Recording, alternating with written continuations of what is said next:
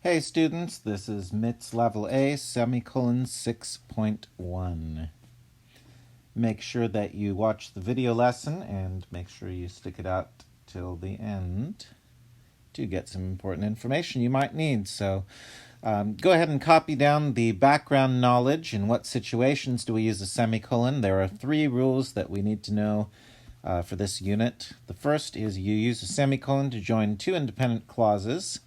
You use a semicolon with the transition word, or conjunctive adverb, to join 2 independent clauses, which are 2 things we know and have practiced already. You also can use a semicolon to separate items in a series that contains commas, which is something kind of weird. You almost never see it, but it is something else you can do with semicolons. So we're going to see each of these rules in action in the application exercise. So insert your commas or semicolons where you need them. Change commas into semicolons if necessary. Go ahead and pause the video to do that. And we'll give you the answers and see how you did in just a moment. So go ahead and pause. All right, and let's try that out. Number 1, I'd like to help you out. Unfortunately, I don't have the time. I see a couple of independent clauses here. I'd like to help you out. Oops. And I don't have time. So I think unfortunately looks like a transition word or conjunctive adverb.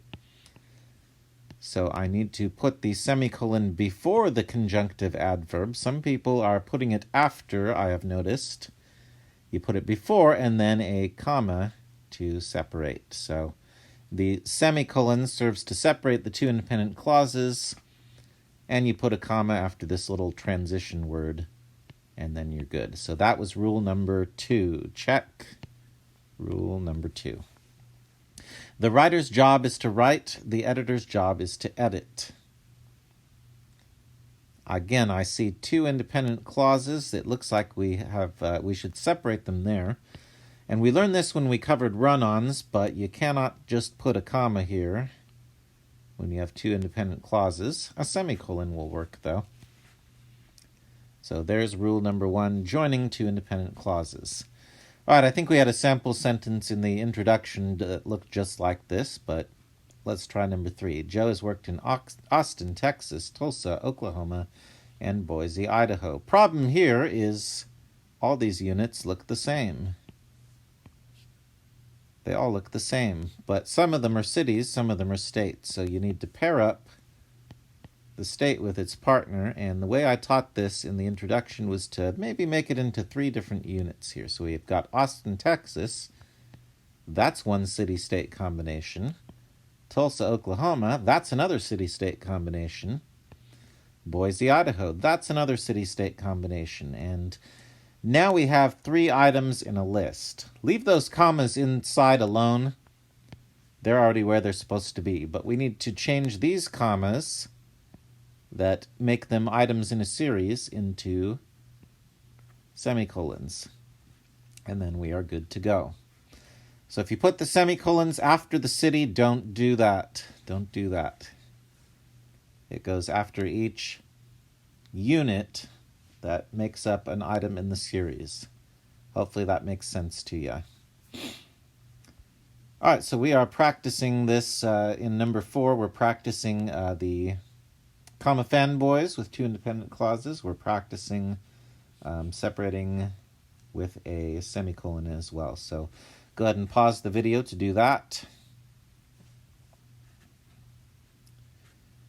All right, I obviously can't check on your sentences in this video, but I'll try to write one of my own. Let me see. I'm going to pick, let's see, the umpire falsely claimed that Jordan missed the tag, comma, so our manager was infuriated. I'll try to write my own sentence with comma, so. Let's see, I went shopping, comma, so I was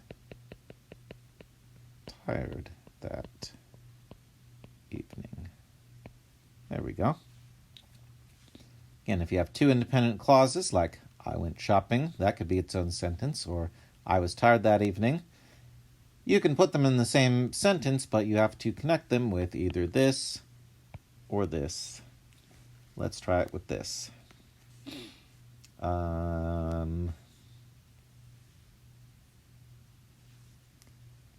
If I were to use this exact same sentence over here, I'd probably want a transition word like therefore after the semicolon. So I'm going to come up with a new one. Let's see. I like to use a noun and then a pronoun, and I find that helps me use this because this honestly feels a little awkward. So let me see. Let's see. We'll go with a name. No, I don't like to use names. Sometimes my students have them.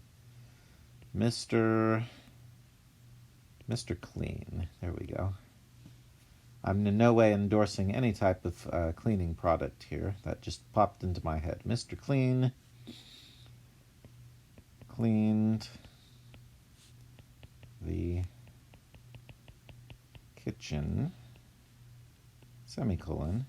Now I'm going to use my, pronoun. He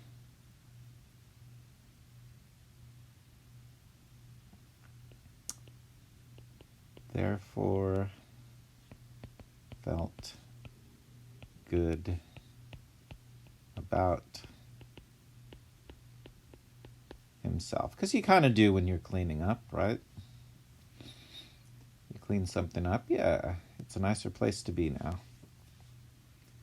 So 2 separate independent clauses, use a semicolon between them. All right, for 6, 7, and 8, read the passage, try each possible answer, and choose the best answer. It looks like we might need to know some of these rules that we have been learning. And let's see what we've got. So I'll go ahead and pause. You go ahead and pause the video and see how you can handle these on your own, and then we'll check them in a sec. All right, we're back, so let's see how you did. Reading the passage. Supporters of the proposed change claim that the requirements of 3.0 grade point average will encourage students to work harder, but this claim doesn't take into account the fact that some students struggle due to outside factors that have nothing to do with laziness. Boy, what a sentence. If we look at it, though, it is 2 independent clauses separated by a fanboy. But we don't use just a fanboy. We would use comma fanboy. So for number 6, by the way, I've changed the numbers because there was a typo there. It's got to be comma fanboys. We don't really use semicolon fanboys. I think I've seen it in some books like that. But we're just going to do it straight up the way that the rules of this exercise teach us. So it is C, comma but. On to 7. Before making a drastic change, period, we need to understand and accept that different students have different abilities. Before, I believe, I don't know that that's an awubis, but I know it is a preposition, so we have a phrase opener here. We need to put a comma after that. So back to our comma rules, just so we don't forget them. 7 is B. Right, 8, we have a common word that sounds the same as a different word, and we want the word accept here, not accept, because it means what we want it to mean there now. All right, if you are looking for the quiz code, thank you for doing one of the lessons at least. The quiz code is 95380. Good luck.